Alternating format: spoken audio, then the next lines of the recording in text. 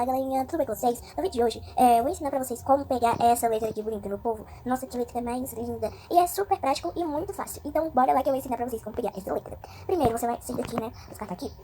Pronto, aí você vai vir aqui no Google e vai pesquisar letras diferentes.